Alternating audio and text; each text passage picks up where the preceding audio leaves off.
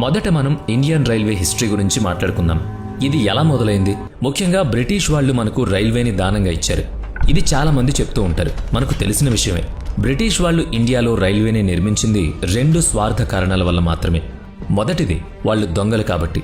భారతదేశం నలుమూలల నుంచి సామాన్లను, సంపదను దోచుకుని లండన్కి తీసుకువెళ్లాలి కాబట్టి. మరి అంత సరుకును పోర్ట్ వరకు ఎలా తీసుకువెళ్లారు? అందుకే తమ సొంత లాభం కోసం రైల్వేని తెచ్చారు. అందుకే ఇండియాలో మొదట నడిచింది ప్రయాణికుల రైల్వే కాదు, గూడ్స్ ట్రైన్. 1832లోనే దీని గురించి ఆలోచన చేసి 1837లో గ్రానైట్ రవాణా చేయడం కోసం మొదట రైలును నడిపారు. గూడ్స్ రైళ్ల తర్వాత బ్రిటిష్ వాళ్ళు ప్యాసింజర్ రైలును ఎందుకు తెచ్చారో తెలుసా? మన మంచి కోసం కాదు, వాళ్ళు ఇండియాలో ఇక్కడి నుంచి అక్కడికి తిరగడానికి.